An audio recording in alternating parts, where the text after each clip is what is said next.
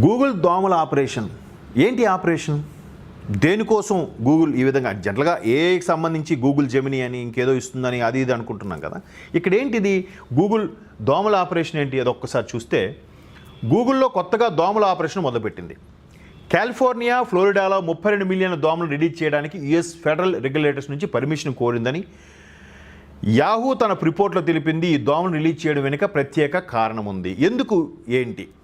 వ్యాధులు తగ్గిస్తామంటున్న దిగ్గజ టెక్ సంస్థ గూగుల్. అయితే ఈ దోమలు రిలీజ్ చేయడం వెనుక ప్రత్యేక కారణం ఉంది. ప్రస్తుతం కాలిఫోర్నియా, ఫ్లోరిడాలో దోమల వల్ల వ్యాధులు ఎక్కువగా వస్తున్నాయి. గూగుల్ ప్రత్యేక జన్యు మార్పులు చేసిన దోమలతో ప్రస్తుతం ఆ రాష్ట్రాల్లో ఉన్న సాధారణ దోమలను అరికట్టొచ్చని చెబుతున్నారు. ఇక్కడేంటి? జన్యు మార్పులు చేసిన దోమలతో ఈ దోమలు వ్యాధులను వ్యాప్తి చేయవు. అలాగే ప్రస్తుతం వ్యాధులను వ్యాప్తి చేసే దోమల జనాభాను తగ్గించేలా వీటిని రూపొందించారు. అంటే ఇక్కడ జీవ వైవిధ్యం అనేది ఉంటుంది. సృష్టిలో, భగవంతుడి సృష్టిలో లేదంటే ప్రకృతిలో ప్రతి జీవికి కూడా ఒక ప్రత్యేకమైన కారణం ఉంటుంది. ఆ జీవి వల్ల ప్రకృతికి ఏదో ఒక విధంగా లేదా ప్రకృతి మీద ఆధారపడే జీవులకి ఏదో రకంగా ఉపయోగకరం ఉంటుంది. అయితే ఈ ఉపయోగకరం అనేది కొన్నింటి వల్ల విపరీతమైన ప్రమాదాలు అయినప్పుడు అవి కాలక్రమేణా అంతరించిపోయాయి. లైక్ మన రాకాసి బొల్లు అంటారు కదా, డైనోసార్స్.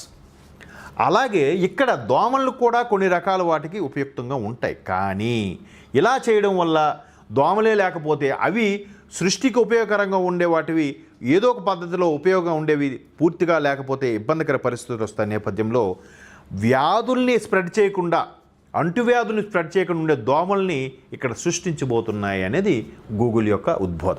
ఒకసారి చూద్దాం. ఈ దోమలు వ్యాధులను వ్యాప్తి చేయవట. అలాగే ప్రస్తుతం వ్యాధులను వ్యాప్తి చేసే దోమల జనాభాను తగ్గించేలా వీటిని రూపొందించారు. అయితే ఈ దోమలను ఒకేసారి విడుదల చేయరు. 2 ఏండ్ల కాలంలో కొద్దిగా విడుదల చేస్తారు. ఈ గ్యాప్లో నిపుణులు దోమల వ్యాప్తిని, వాటి పనితీరును పరిశీలిస్తారు.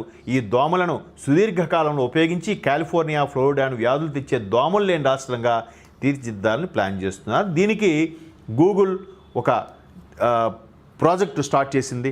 అంటే టెక్ దిగ్గజాలు అనేవి కేవలం సాఫ్ట్వేరు, ఆర్టిఫిషియల్ ఇంటెలిజెన్స్ వీటిపైనే దృష్టి పెట్టి ఈ విధంగానే ముందుకెళ్లాలనుకోవడమే కాదు, ప్రభుత్వానికి, ప్రజలకి ఉపయుక్తంగా ఉండే వాటిపై కూడా దృష్టి సారించాలి.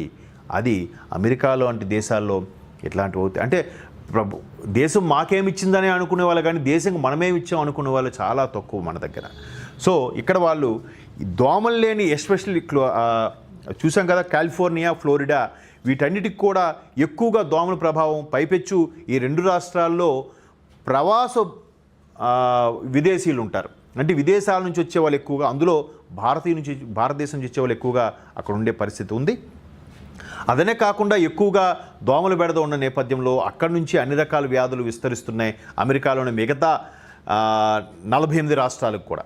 సో దీన్ని అరికట్టే విధంగా గూగుల్ వాళ్ళు ఒక కొత్త ప్రాజెక్ట్ చేసి, అంటే వ్యాధులు స్ప్రెడ్ చేయని దోమల్ని చేసి వీటి ద్వారా అంటే ప్రభుత్వానికి హెల్ప్ చేసే విధంగా ముందుకెళ్ళబోతున్నాయి. చూద్దాం. ఇది ఈ టెక్ దిగ్గజాలు అనేవి ఆర్టిఫిషియల్ ఇంటెలిజెన్సు, టెక్నాలజీ పరంగా డెవలప్ చేయడమే కాకుండా వ్యాధుల్ని విస్తరించకుండా ఉండే దోమలను కూడా ఇక్కడ 32 మిలియన్ల దోమలను రిలీజ్ చేయడానికి సిద్ధంగా ఉన్నాయంట. అంటే ఆల్మోస్ట్ ఆల్ 3 కోట్ల పైచిలుకు దోమల్ని రిలీజ్ చేసి, మరి ఉన్న దోమల్ని ఏ విధంగా మెడిసిన్స్తో వాటితో కంట్రోల్ చేసి నాశనం చేస్తారో, కొత్తగా ఈ దోమలు వెళ్ళిన తర్వాత వీటి ద్వారా పుట్టే దోమలకి మ్యాక్సిమం ఒక దోమ ఎన్ని రోజులు ఉంటుంది? మహా అయితే ఒక 4 నుంచి 6 రోజులు, వారం కూడా ఉండదు.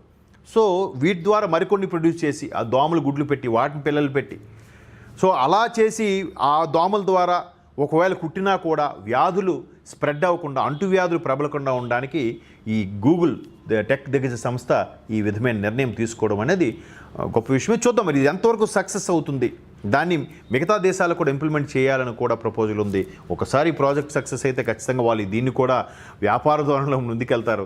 అమెరికా వాడు ఎప్పుడు కూడా వాడి ప్రయారిటీ ఫస్ట్, నెక్స్ట్ ఇంకేదైనా ప్రయారిటీలోకి తీసుకుంటాడు. సో మొత్తం మీద ఇట్లాంటి పరిస్థితి అయితే నెలకొంది. చూద్దాం మరి ఎంతవరకు సక్సెస్ అవుతుందో. సో ఇది ఇవాళ ఏటీ పల్స్. రేపటి ఏటీ పల్స్ మళ్ళీ కలుద్దాం.